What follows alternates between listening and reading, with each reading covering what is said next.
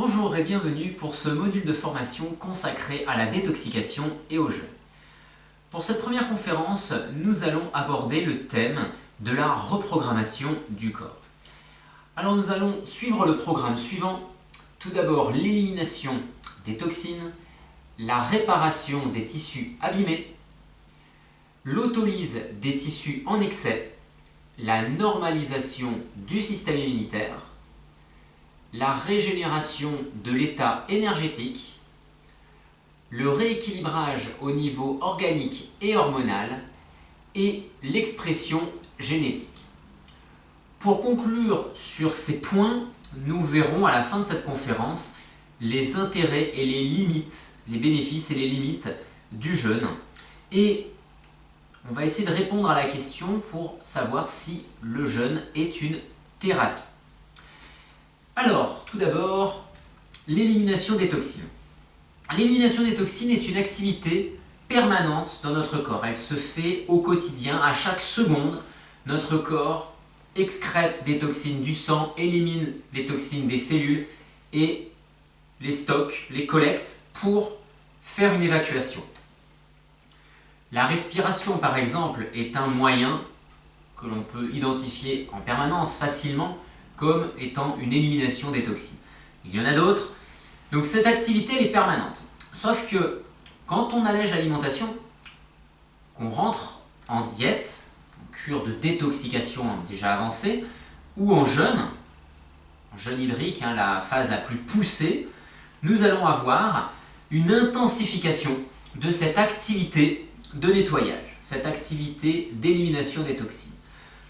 Alors, ce processus commence très tôt. Dès qu'on allège l'alimentation, il s'accélère.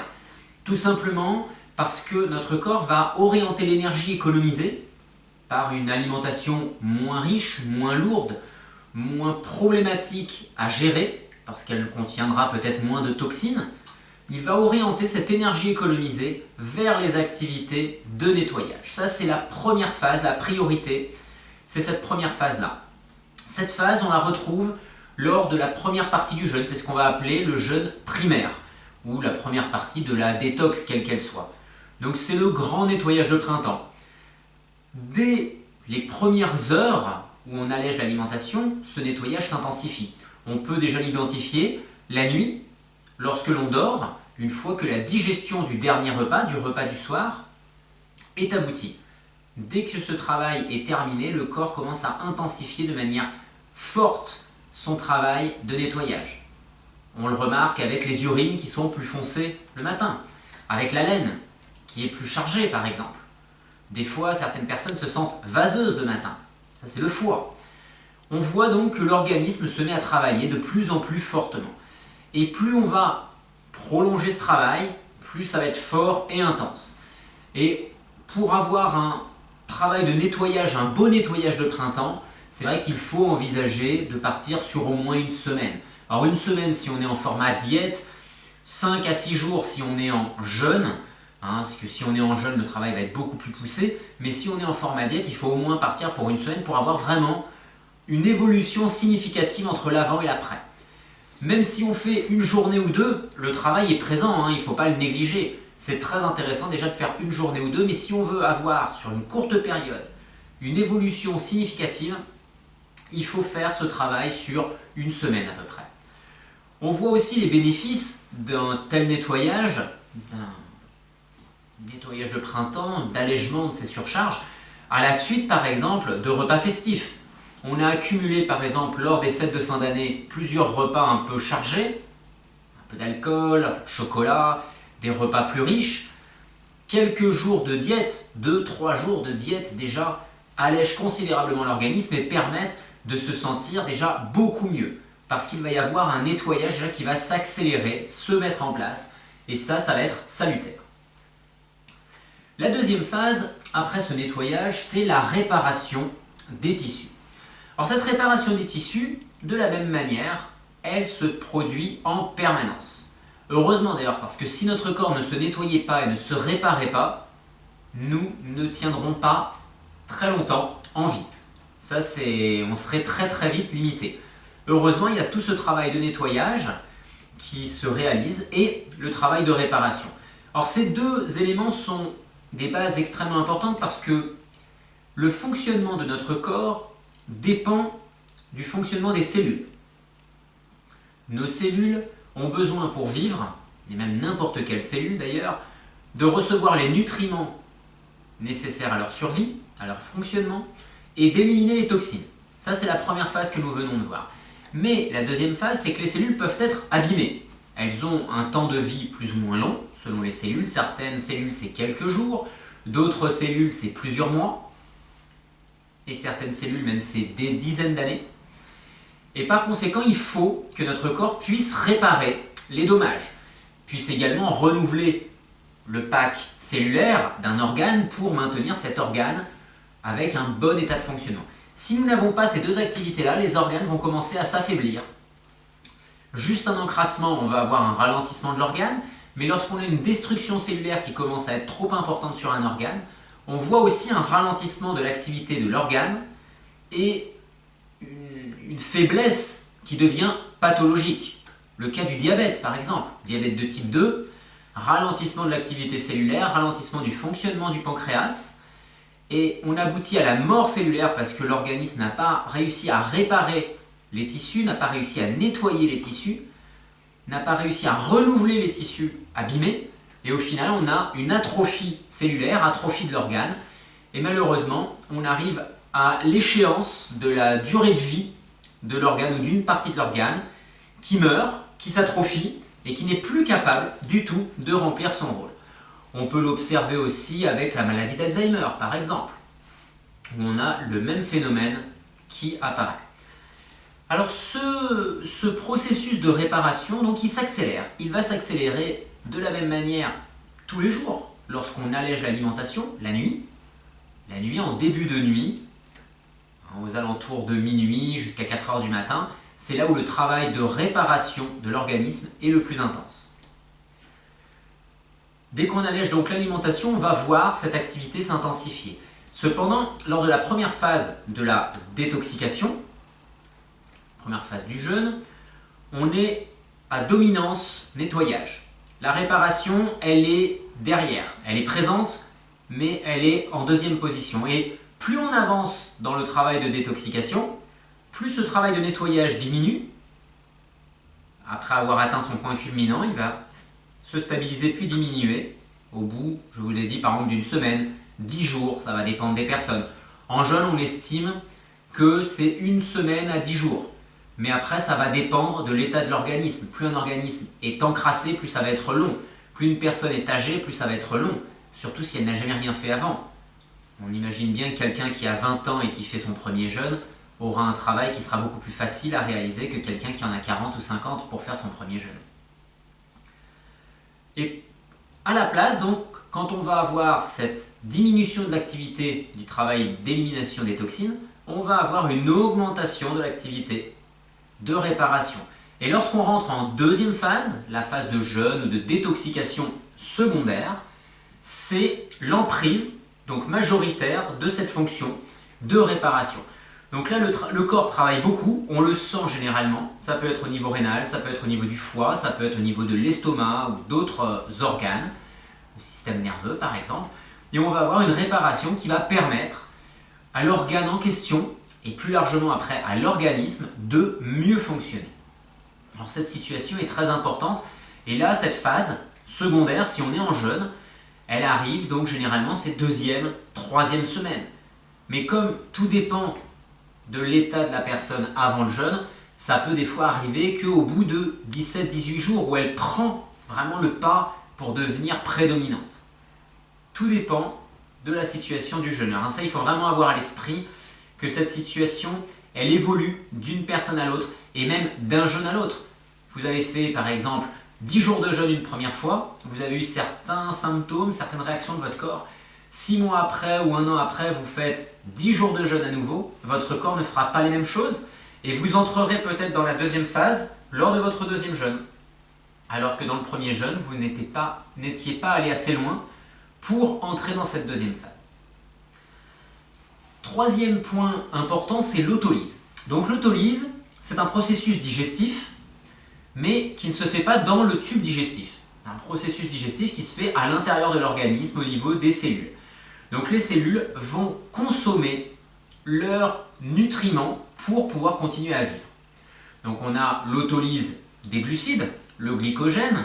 Donc ce glycogène se fait au niveau, cette autolyse, elle se fait au niveau du foie principalement. Les stocks de glycogène, c'est le foie et les muscles.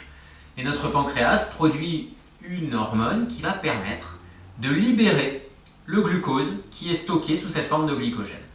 Les réserves de glucose sont très faibles puisqu'elles permettent de tenir à peu près une petite journée. Donc une fois que nous n'avons plus de glucose, notre corps doit fonctionner autrement. Donc certains organes sont dépendants, partiellement ou totalement, du glucose. Le système nerveux par exemple, il a besoin d'un certain temps d'adaptation. Les globules rouges sont entièrement dépendants à 100%. Et certaines zones, par exemple au niveau rénal, au niveau des yeux, ont une dépendance quand même exclusive pour certaines parties de ces organes. Donc on doit continuer à produire du glucose. Ce glucose, on peut le produire à partir du glycérol, des graisses, qui vient des triglycérides, et à partir des protéines. Donc au tout début du jeûne, une fois qu'on n'a plus de glucose en réserve, notre corps se met à travailler sur les protéines. Donc les réserves protéinées vont être mobilisées. Mais comme nos réserves protéinées sont quand même très précieuses, parce que ce sont des éléments qui sont vitaux, on va très vite basculer sur une économie protéinée pour utiliser les graisses de manière prédominante. C'est ce qu'on appelle la phase lipidique ou cétogénique. Donc notre corps va utiliser les graisses. Alors où est-ce que nous prenons nos protéines? On ne les prend pas n'importe où, on les prend là où il y en a bien évidemment. Alors vous allez penser aux muscles, mais oui, pas n'importe où dans les muscles. C'est-à-dire que les protéines, par exemple, si vous avez 100 fibres musculaires sur un muscle, je vous donne ça de manière très arbitraire, c'est juste pour comprendre, votre corps ne va pas aller puiser et détruire ces fibres musculaires, il va simplement conserver le nombre de fibres musculaires mais en diminuer le volume. Donc il ne fait pas les choses n'importe comment. C'est-à-dire qu'après une détox, après un jeûne, si on reprend une activité physique qui est suffisante, qu'on a une alimentation qui est cohérente, on retrouve un état musculaire normal. On ne puise pas non plus dans n'importe quel muscle. On va puiser dans les muscles qui n'ont rien de vitaux. On ne va pas aller puiser des protéines dans le cœur. Si on regarde l'évolution de l'organe cardiaque pendant un jeûne ou une détox, il y a très peu de déperdition de matière. Alors que dans les muscles squelettiques, les muscles que l'on utilise pour faire du sport, on va avoir par contre une fonte qui sera plus importante. On va mobiliser beaucoup plus les protéines. On ne les mobilise pas que dans ces zones musculaires, on peut utiliser aussi des tissus en excès. Alors des tissus en excès, ça peut être une excroissance de chair, un tissu tumoral, qui est également une excroissance de toute façon. Mais voilà, là il y a des réserves protéinées puisqu'il y a croissance de tissu et que pour développer un tissu, nous avons besoin de protéines. Donc on va puiser là-dedans. Notre corps va aussi puiser ces protéines dans le recyclage des cellules mortes, dans le recyclage des anticorps qui sont en circulation mais qui n'ont plus d'intérêt à ce moment du jeûne. Donc notre organisme va prélever, puisque ce sont des protéines également, va prélever des éléments protéinés pour utiliser, les recycler et les utiliser ailleurs ou pour produire de l'énergie. Nous avons donc, après ces protéines, l'autolyse des tissus gras. Alors, principalement, c'est le tissu adipeux, ce qu'on appelle le tissu adipeux blanc qui se trouve sur l'abdomen. C'est là où nous avons les réserves les plus importantes. Même chez des personnes minces, voire maigres, on a un peu de réserve quand même. Bien évidemment, quand on est d'une grande maigreur, il faut faire beaucoup plus attention parce qu'on ne va pas pouvoir vivre longtemps sur ces réserves de graisse. Les réserves de graisse, elles nous permettent généralement, pour un individu à peu près de 70 kg, pour un poids normal de 70 kg, on va avoir généralement à peu près un mois de réserve. Ça peut aller plus ou moins vite en fonction du travail de l'organisme pendant ce jeûne ou pendant cette détox. Mais en gros, il faut envisager qu'on puisse jeûner dans de bonnes conditions pendant à peu près un mois. Certains individus vont pouvoir tenir plus longtemps, d'autres individus ce sera un peu moins, mais en gros c'est ça. Un mois, c'est quand même assez rare de voir des personnes qui font des jeûnes aussi longs. Le plus souvent, c'est une semaine, 10 jours, mais on va rarement sur des durées aussi longues. D'ailleurs, je pense que sur des durées aussi longues, il faut être assez prudent et il est préférable de faire plusieurs reprises, plusieurs jeûnes ou plusieurs phases de détox poussées pour obtenir des résultats, c'est plus intéressant. Et surtout, il y a moins de risques par rapport aux réserves. Donc ces réserves de graisse, on va les utiliser principalement, on va les puiser surtout, principalement aux endroits qui ne sont pas les plus importants. On ne va pas les puiser dans le système nerveux. Le système nerveux, on ne va pas aller le toucher. Il va y avoir des réparations, il va y avoir du nettoyage, mais on ne va pas enlever des graisses dans le système nerveux puisque ces graisses-là sont extrêmement importantes. Donc notre corps fonctionne par priorité, nettoyage, réparation. D'ailleurs, ce nettoyage et cette réparation, même si elles sont un peu généralisées, elles se font aussi dans un ordre précis. Ce sont les organes les plus importants qui sont réparés, qui sont nettoyés.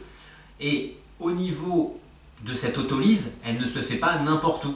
On conserve aussi de côté, on préserve les organes prioritaires et on utilise les éléments, les nutriments qui sont dans les organes moins importants, dans les réserves.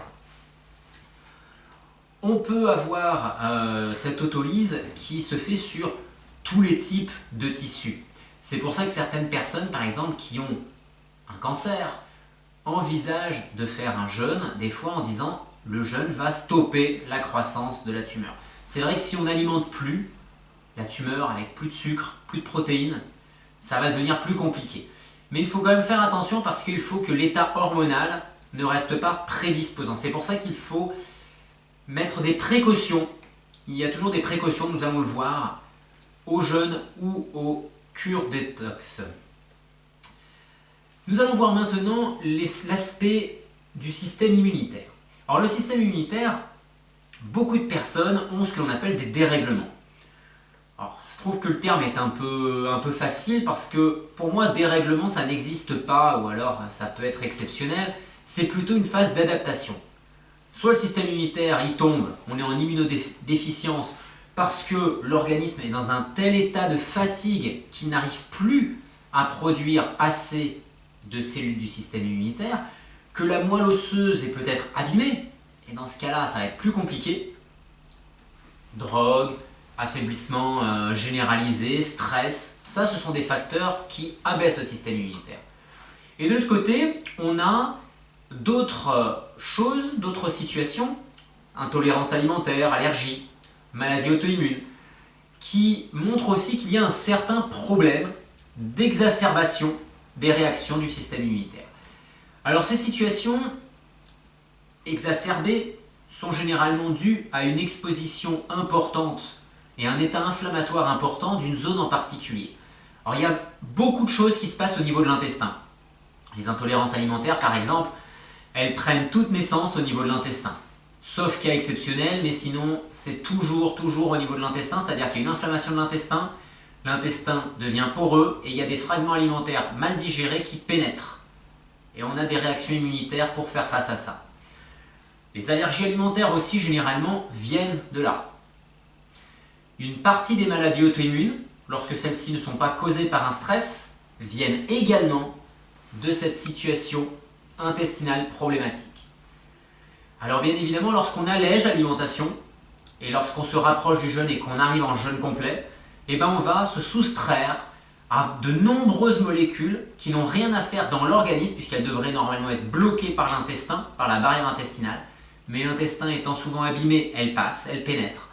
Et donc on va avoir des réactions inflammatoires. Et là on va se soustraire à ces réactions inflammatoires, on va se soustraire à ces réactions du système immunitaire. Et on va même pouvoir les supprimer totalement. Alors quelles sont les conséquences ? Le système immunitaire se calme, s'apaise. Les troubles liés à cette exacerbation du système immunitaire s'apaisent également. Alors ça c'est un confort assez énorme, c'est pendant le jeûne déjà de nombreux troubles allergiques, intolérants se calment. Donc ça c'est top.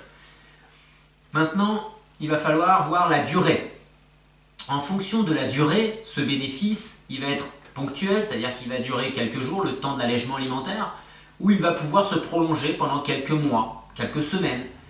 Dans certains cas, lorsque le travail est suffisamment long, un long jeûne par exemple, ou plusieurs jeûnes à répétition, cela va permettre d'avoir une amélioration qui peut être durable.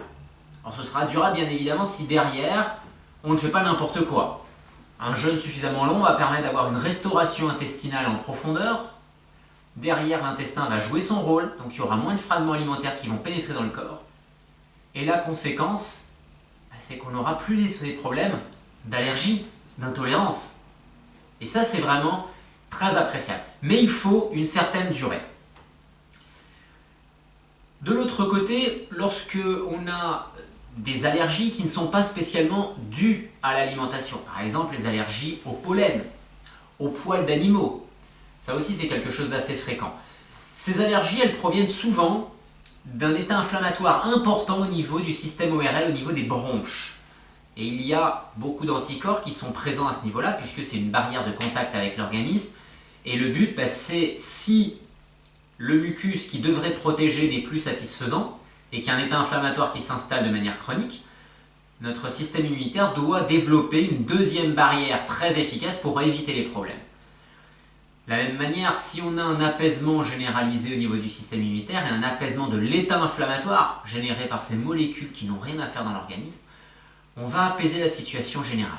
On va permettre une réparation plus ou moins profonde du système ORL et bronchique, et derrière, une production de mucus qui sera plus protecteur. Donc on va pouvoir aussi apaiser ce genre de problème. Toujours pareil, tout va dépendre de la durée du jeûne, de la détox, et bien évidemment de l'état de l'individu avant. Nous avons de l'autre côté, donc on a parlé de ce qui est baisse du système immunitaire avant le jeûne. Quelqu'un qui a un système immunitaire faible, immunodépression, personnes âgées, beaucoup de stress. Là on peut voir un gros problème. Et là on va avoir quelque chose de très intéressant, c'est que lorsqu'on rentre en diète, puis en jeûne, notre système immunitaire est beaucoup moins sollicité. Très intéressant, il est moins sollicité. Donc on va alléger le travail qu'on lui demande, puisqu'il est en surcharge de travail, il n'arrive plus à faire face. Donc là déjà, on va le soulager. Donc on va pouvoir avoir un état qui va pas forcément remonter très rapidement, mais en tout cas, qui ne va pas se détériorer. Mais ce qui est le plus intéressant, c'est que derrière, lorsqu'on reprend l'alimentation, on va avoir un regain d'activité, un regain de capacité de notre moelle osseuse à produire des cellules du système immunitaire. Donc on va aider chez les personnes qui commencent à prendre de l'âge, chez les personnes qui ont des problèmes récurrents d'immunodépression, on va aider avec des jeûnes courts par exemple, puisqu'au bout de 72 heures déjà on voit les bénéfices, 3 jours c'est pas non plus énorme, on peut réactiver et relancer l'activité du système immunitaire. Et ce qui est très intéressant, c'est qu'en fait, on ne va pas réactiver et exacerber un système immunitaire qui était déjà haut, et on ne va pas abaisser un système immunitaire qui était déjà bas. On va avoir une normalisation. Ça, c'est quand même quelque chose de très intéressant. Au-delà du système immunitaire, nous arrivons sur l'état énergétique. Alors, l'état énergétique, qu'est-ce que c'est? Notre corps possède des réserves énergétiques qui ne sont pas caloriques à proprement parler, c'est-à-dire qui ne sont pas fournies par l'alimentation. Ces réserves énergétiques, elles nous permettent de fonctionner, elles nous permettent de réaliser toutes les activités dont nous avons besoin. Et quand je parle de toutes les activités dont nous avons besoin, c'est le nettoyage d'une cellule, le fait de lever le petit doigt, de vous parler, c'est aussi le fait de respirer, faire fonctionner le cœur, de marcher, etc. De chauffer mon organisme. Alors toutes ces choses-là demandent de l'énergie. Il se trouve que lorsque l'organisme manque d'énergie, vous pouvez avoir l'apport calorique suffisant, votre situation au niveau de votre métabolisme et de votre état hormonal va changer. Par exemple, vous faites une nuit blanche, vous pouvez manger le nombre de calories qu'il faut, vous avez plus de chances d'être frileux, d'avoir un métabolisme qui se ralentit, plutôt que d'avoir une situation normale. L'organisme est fatigué, il manque d'énergie. Concrètement, que se passe-t-il? Nous avons des batteries pour faire les choses de manière assez imagée. Et ces batteries, nous avons besoin de les recharger. Elles se déchargent la journée avec les activités. Et la nuit, nous avons très peu d'activités, à part le nettoyage, les activités internes. Et donc, en gros, on se branche, c'est comme si on branche le téléphone pour le recharger. Si la dépense énergétique de la journée est compensée par la recharge de la nuit, pas de problème, tout va bien, on peut faire à peu près toutes les activités du quotidien facilement.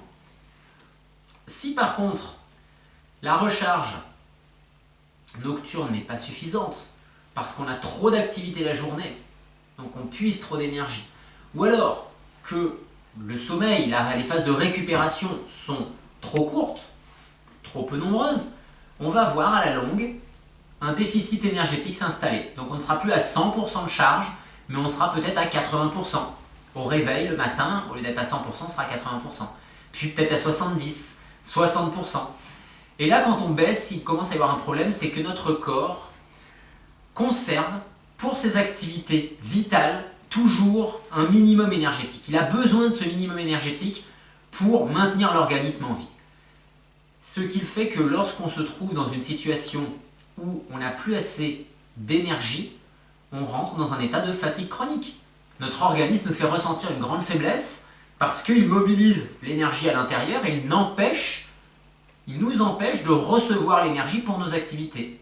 Alors on va avoir digestion de plus en plus difficile, un état de faiblesse de plus en plus grand, de plus en plus présent, que même les stimulants comme le café ne vont plus arriver à boucher, à combler cet état de faiblesse. On ne va plus avoir l'effet stimulant, notre corps ne réagira plus. On va avoir encore d'autres choses, un état de constipation qui s'installe. Souvent, on peut avoir de la rétention d'eau, des crampes, des douleurs articulaires, etc. C'est toute une réaction en chaîne parce que l'organisme a de moins en moins de capacité pour fonctionner et qu'on lui laisse de moins en moins de capacité parce qu'on essaye de forcer quand même. On essaye de prendre de l'énergie même si notre corps veut limiter. Et le cas extrême par exemple, c'est quelqu'un qui tombe dans les pommes ou un coma. Quelqu'un qui vient d'avoir un accident grave et qui est dans le coma, il est dans le coma parce que le corps a tout coupé. Les fonctions vitales, elles continuent de tourner, mais tout le reste est coupé. Tout le reste est coupé parce qu'il faut que l'organisme fasse l'urgence.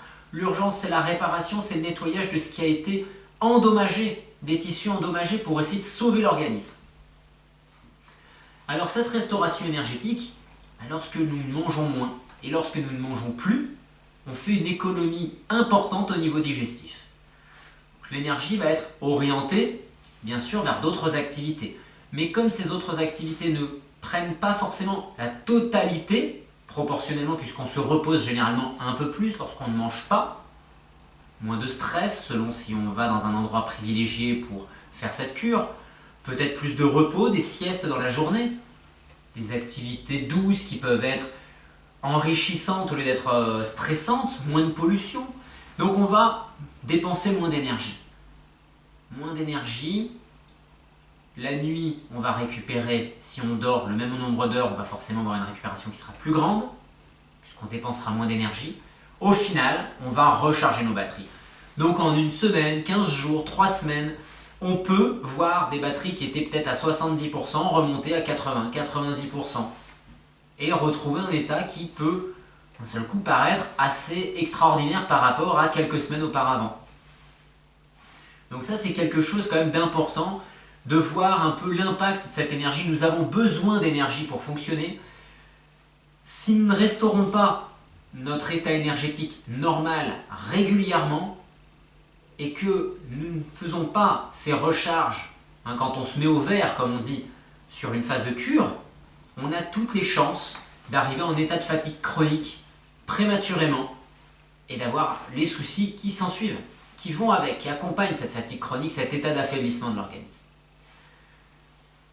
Nous arrivons maintenant sur le rééquilibrage au niveau des organes et au niveau hormonal. Alors, normalement, à la naissance, chez les enfants, lorsqu'il n'y a pas eu trop de maltraitance par l'alimentation ou par des médicaments, vaccinations qui ont abîmé trop de choses, on a une forme de cohérence de fonctionnement au niveau des organes. C'est-à-dire qu'on peut avoir des forces et des faiblesses génétiques. On peut avoir des reins très forts, un foie plus faible, des poumons qui soient moyens, mais notre corps arrive à établir un état de cohérence. Le problème, c'est que quand nous avons un organe ou plusieurs organes qui sont très malmenés régulièrement par une alimentation qui est problématique ou accidentée par un traumatisme ou autre qui fait que l'organe va moins bien fonctionner, on peut avoir une forme de décrochage. L'organe, comme si au lieu d'être tous sur le même niveau, d'un seul coup, poum, il descend d'un cran, il a décroché. Il ne peut plus suivre le rythme. Et le corps doit trouver des solutions, il s'adapte, mais il ne peut plus avoir cette situation de cohérence. Il est en train de pallier à un déficit, à une déficience importante.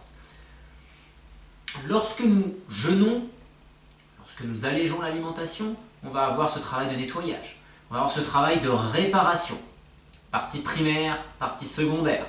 Et la partie tertiaire, c'est le rééquilibrage, c'est-à-dire que lorsqu'on a fait suffisamment de travail pour nettoyer, pour réparer, le corps n'a plus ses priorités et arrive à raccrocher le wagon pour que l'organisme, de nouveau, retrouve cette forme de cohérence au niveau du fonctionnement des différents organes et retrouve un état de fonctionnement qui devrait être proche en tout cas de l'état originel.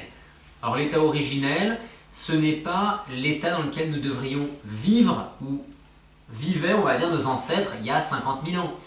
L'état originel, c'est l'état dans lequel nous sommes normalement venus au monde, avec nos forces et nos faiblesses génétiques. Alors, je dis presque, parce qu'on ne pourra jamais, retrouver exactement le même, parce que nous avons des petites altérations génétiques qui s'insèrent au fil des années, avec notre mode alimentaire, notre stress et tout ça, nous avons des modifications. Ces altérations ne sont pas forcément graves au point de faire des mutations, mais elles peuvent modifier un petit peu l'état des organes. Toujours est-il, on va avoir un état général qui va s'améliorer. Alors ça, pour arriver dans cette phase-là, au niveau du rééquilibrage organique, généralement, il faut compter au moins 3 semaines de jeûne. Bien évidemment, si vous avez fait déjà 2 fois 15 jours, peut-être que le 3e jeûne va vous permettre de rentrer rapidement dans cette phase tertiaire. Au niveau hormonal, on a aussi un rééquilibrage général qui se fait dans cette phase tertiaire, mais on va avoir un rééquilibrage hormonal qui peut commencer plus tôt. Par exemple, les glandes qui sont très touchées avec notre mode moderne, c'est la thyroïde. Hypothyroïdie, c'est très fréquent. Alors, il peut y avoir un lien avec le stress, c'est assez souvent, mais en tout cas, on voit un état de surcharge qui fait que la thyroïde s'affaiblit. On va voir les glandes surrénales aussi avec le stress. On peut avoir la glande pinéale, personnes qui ont des problèmes de sommeil, manque de mélatonine. On peut avoir le pancréas. Voilà, ça, ce sont déjà 4 glandes majeures. Alors, lorsqu'on allège l'alimentation, sans être en jeûne, par exemple, quelqu'un qui a des problèmes avec un diabète peut voir une amélioration très significative de sa régulation de la glycémie en 2 à 3 semaines de diète. Je ne parle même pas d'être en jeûne, pour les diabétiques, il faut faire très attention avec ça. Mais en diète, déjà, amélioration très significative en 2-3 semaines. En l'espace d'une semaine, 10 jours, on peut avoir une amélioration assez significative au niveau de la thyroïde. Ça va réactiver le fonctionnement thyroïdien. Après, les bénéfices, ils vont être présents plus ou moins longtemps. Tout dépend de ce que l'on fait au niveau alimentaire, ce que l'on a inscrit dans notre mode de vie pour retrouver un mode de fonctionnement derrière qui soit cohérent, ou alors on retombe dans les mêmes travers avec le risque d'avoir rapidement les mêmes troubles qui réapparaissent. Donc au niveau hormonal, on peut avoir des résultats qui arrivent plus tôt. Mais pour avoir un rééquilibrage complet, il faudra compter au moins 3 semaines de jeûne. Et si on est en diète, il va falloir répéter bien sûr les phases, mais ça va être plutôt 5-6 semaines. Et parfois plus. Toujours, il faut voir l'état de l'organisme avant de commencer. Et notre dernier point, qui est un point quand même très important, c'est l'expression génétique. Alors l'expression génétique, c'est un petit peu comme si vous aviez devant vous un grand panneau de contrôle. Vous imaginez votre cerveau, en gros, il a un grand panneau de contrôle avec des interrupteurs, marche-arrêt et des curseurs, accélération et freinage.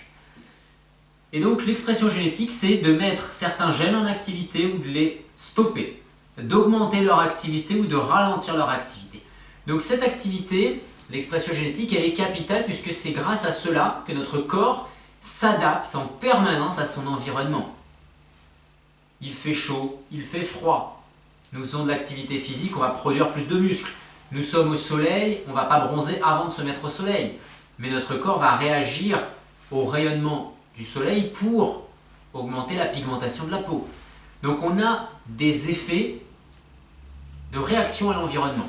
Mais l'expression génétique, elle est également conditionnée par notre mode alimentaire. Par exemple, l'insuline, production d'insuline pour réguler les glucides et les protéines issues de l'alimentation, va avoir un effet sur l'expression génétique. Elle contrôle plus de 800 gènes. Le cortisol, qui est l'hormone du stress, également contrôle beaucoup de gènes. Donc on voit que les personnes stressées, généralement, ont tendance à avoir les mêmes problèmes de santé. Rétention d'eau, hypertension, parfois de la tachycardie, etc., défense immunitaire qui baisse. On a des effets sur notre génétique. La vitamine D, beaucoup de personnes manquent de vitamine D. Et je ne vais même pas dire que c'est alimentaire, parce qu'il y a des personnes qui ont de la vitamine D dans l'alimentation et qui sont très carencées. La problématique, ça peut être manque d'exposition au soleil, bien que dans le sud de la France, par exemple, on voit aussi beaucoup de personnes qui sont carencées. Alors le problème est à chercher ailleurs. Et le ailleurs, c'est le surmenage général de l'organisme. Ce surmenage général, c'est alimentaire, c'est le stress, c'est le manque de repos, la pollution, les hormones. Alors la carence en vitamine D, bien sûr, joue sur notre génétique, mais joue sur des réactions chimiques, de nombreuses réactions chimiques. Des centaines, la vitamine D, c'est des centaines de réactions chimiques dans le corps. Et comme par hasard, les personnes carencées en vitamine D ont plus de risques d'avoir des cancers, d'avoir des maladies auto-immunes, des maladies cardiaques.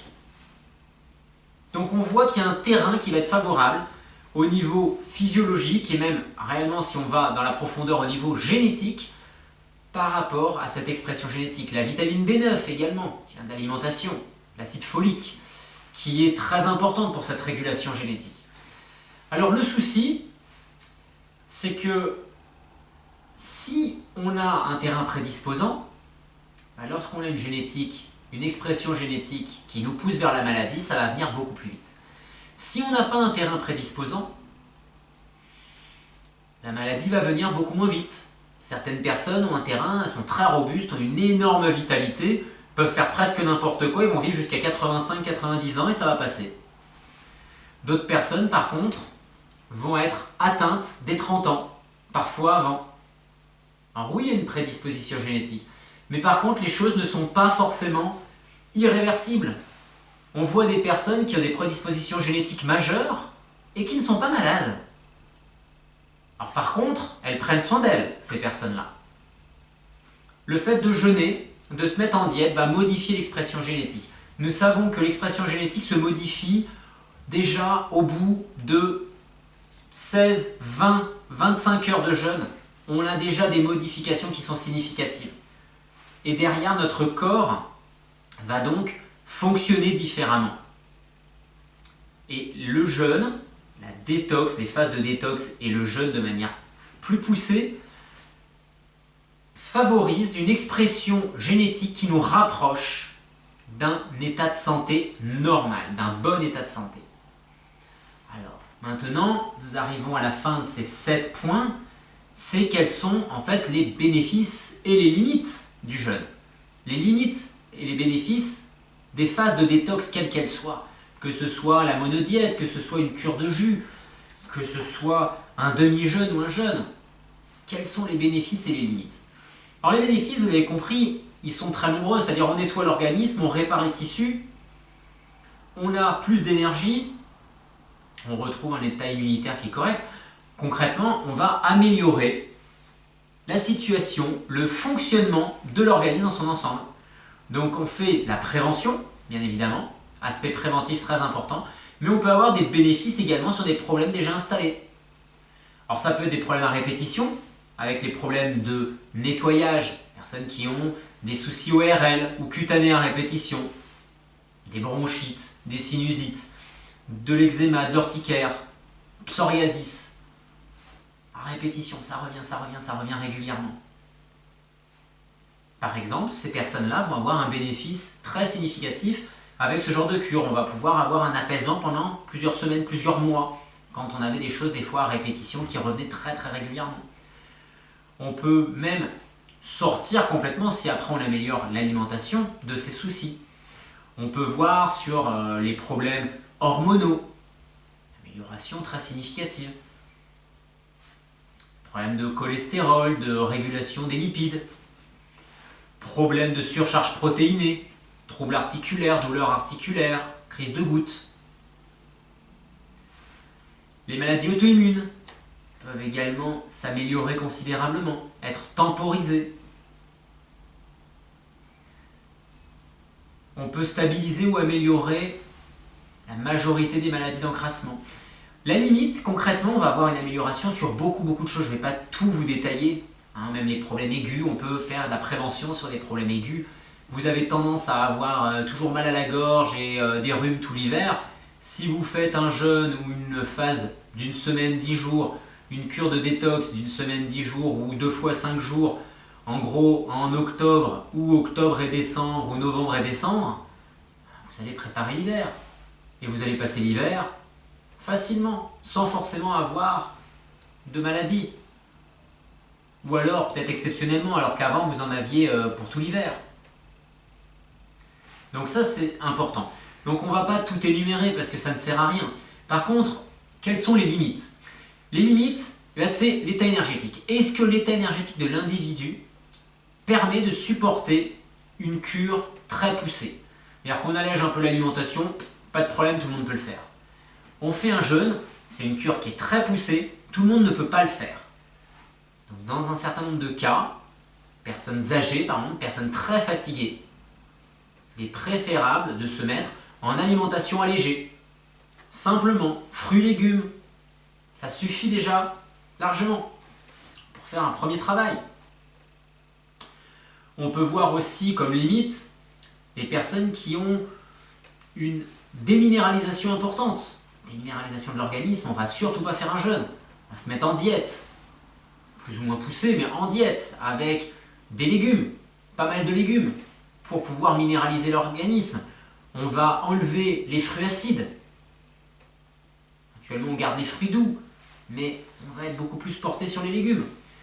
On va voir également les personnes avec des organes très abîmés, insuffisance hépatique, insuffisance rénale, insuffisance respiratoire poussée, tuberculose, etc. Là, on est dans des situations problématiques, très problématiques, et on ne peut pas envisager une détox intense. Donc on va y aller de manière graduelle. On va alléger un peu l'alimentation, voir comment le corps réagit. Si ça va bien, on peut aller un peu plus loin ou prolonger la durée. Mais on va rester sur des choses que l'organisme peut supporter. Il faut faire attention aussi lorsqu'il y a des problèmes. Là, on revient sur des problèmes au niveau rénal.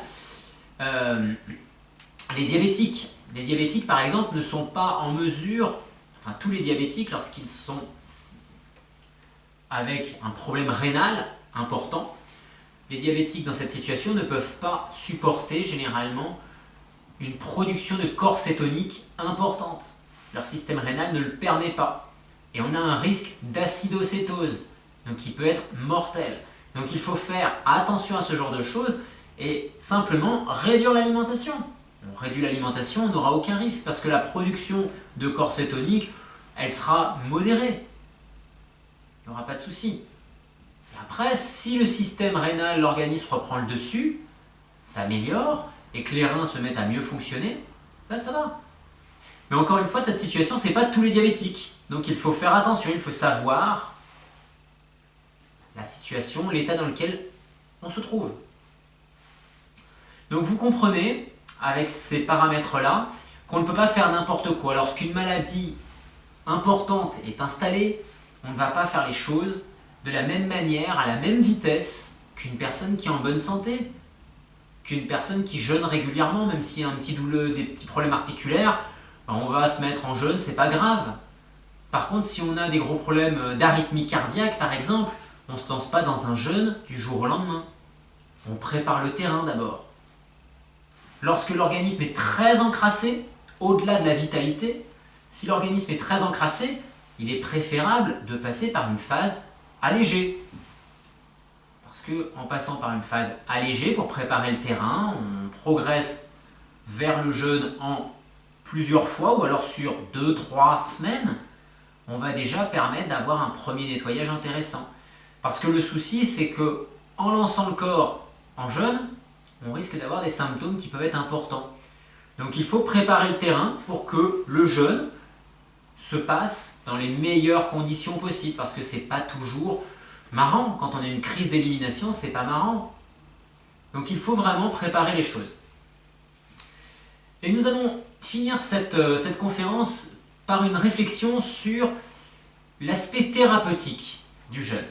Alors avec tout ce que je viens de vous expliquer, vous avez bien évidemment compris que le jeûne avait un intérêt préventif, mais un bénéfice également curatif. C'est-à-dire que lorsqu'on a un problème de santé installé, on peut avoir une amélioration et, sous certaines conditions, une guérison, un état d'amélioration qui soit suffisant pour que les symptômes disparaissent et parfois disparaissent définitivement.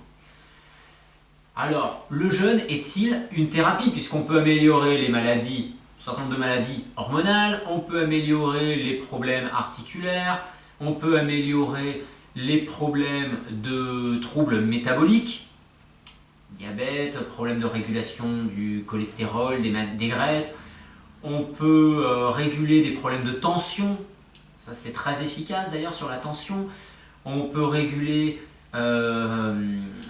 encore plein de choses. Tout ce qui est surcharge du fonctionnement des organes d'une manière générale. On va tendre vers un meilleur fonctionnement, un rajeunissement, on va dire, des tissus.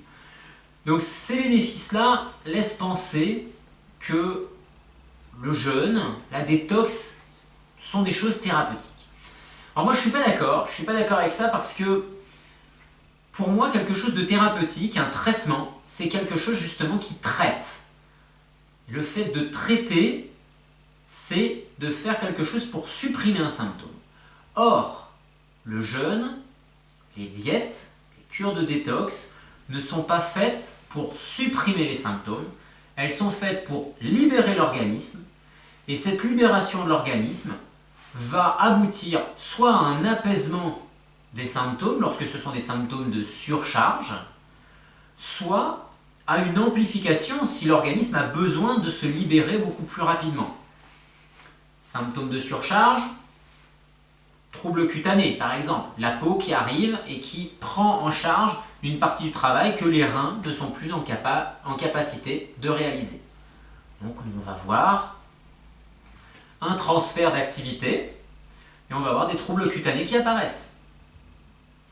Si on allège le travail de l'organisme et par conséquent la digestion avec le travail rénal qui s'ensuit, on va avoir des chances de diminuer le trouble au niveau cutané. Par contre, si on est dans une situation où au niveau rénal, ça travaille moyen, il n'y a pas de symptômes majeurs, ça travaille moyen, et vous vous mettez en jeûne, vous allez avoir les urines qui vont être très foncées. Les urines très foncées, on va avoir un travail rénal très important, très intense. On peut voir aussi un travail hépatique avec des nausées peut-être, des douleurs au niveau du foie. On peut avoir l'haleine qui peut être très chargée, qui reflète un travail au niveau pulmonaire et au niveau digestif très important. Donc là, on a une accélération du travail. Donc pour moi, on n'est pas dans quelque chose de thérapeutique parce qu'on n'est pas en train de faire un traitement, on n'est pas en train de chercher à supprimer un symptôme. Le jeûne, c'est on libère l'organisme.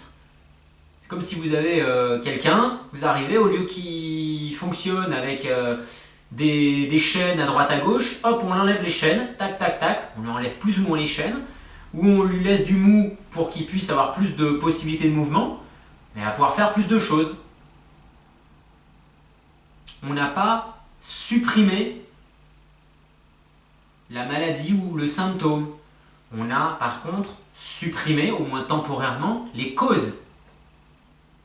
Ce sont deux choses différentes. C'est comme si nous comparons le fait de manger correctement. Moi je mange correctement, donc j'ai une alimentation thérapeutique. Ben non, je mange correctement, c'est pas thérapeutique, c'est quelque chose de normal. Je me repose, j'ai un sommeil thérapeutique. Non, j'ai pas un sommeil thérapeutique, je dors 8 heures par nuit, j'essaye de me coucher pas à 4 heures du matin, mais plutôt de me coucher à 22 heures ou 23 heures. de dormir 8 heures, de me lever et de dormir convenablement, de faire peut-être de la respiration ou de la relaxation, c'est pas thérapeutique. C'est quelque chose de normal. Par contre, prendre un médicament, là on est dans du thérapeutique. Utiliser des techniques de sudation ou des contrastes chaud-froid pour faire disparaître un symptôme, utiliser du chlorure de magnésium par exemple pour faire disparaître un symptôme, là on est dans du thérapeutique. Parce que le but c'est d'essayer de casser ce que l'organisme est en train de faire, de supprimer un symptôme, alors que la cause du problème, elle est toujours présente. Quand on a une maladie qui se crée ou une surcharge, quelle qu'elle soit, qui se crée dans l'organisme, il y a une raison. Si nous n'agissons pas sur cette raison, sur cette cause réelle, nous pouvons supprimer le symptôme, c'est le principe du traitement, mais si nous n'agissons pas sur le terrain pour améliorer le terrain, la cause est toujours présente. Et le souci, c'est que on va avoir, année après année, un affaiblissement de l'organisme qui est naturel, et on va avoir de plus en plus de symptômes présents, puisque la cause n'est pas résolue. Alors que la détox, sur ces phases plus ou moins fortes, en allant jusqu'au jeûne, on va libérer l'organisme, il va nettoyer, donc on le soulage des causes. Les causes, c'est l'encrassement, c'est la destruction des organes. Si vous avez une prédisposition génétique qui n'est pas une prédisposition majeure où on ne peut rien faire, mais vous avez une prédisposition génétique, si vous mangez convenablement, que vous dormez convenablement, que vous avez ces phases de cure, de diète, de jeûne régulièrement, vous allez atténuer la présence de cette prédisposition génétique. Parce que vous allez faire en sorte que vos organes fonctionnent du feu de Dieu, qu'ils ne soient pas encrassés ou peu encrassés, parce que quand je dis pas, ils sont toujours encrassés, mais modérément, et ils ne sont pas abîmés. Vous les préservez. Avec cela, il y a déjà des bénéfices importants. Si en plus vous mettez dessus les effets de la régulation sur l'expression génétique, on va amplifier le phénomène. Normalisation hormonale ou du système immunitaire, on amplifie encore le phénomène. Donc on a une prévention ou des effets curatifs, mais qui ne sont pas d'ordre thérapeutique, qui sont simplement naturels. C'est la nature qui fait ça. Lorsque vous ne mangez plus, ou vous mangez peu, c'est simplement la nature qui fait son œuvre. La nature qui accélère des processus naturels, processus biologiques, classiques. Mais lorsqu'on s'éloigne trop du fonctionnement normal du corps humain, qu'on est trop en surcharge, on aboutit irrémédiablement à des soucis, à un affaiblissement de l'organisme. Et ce, plus ou moins rapidement, selon ce que l'on fait à notre corps. Voilà, notre première conférence arrive à son terme. Je vous souhaite une bonne continuation et je vous retrouve très vite pour la conférence suivante.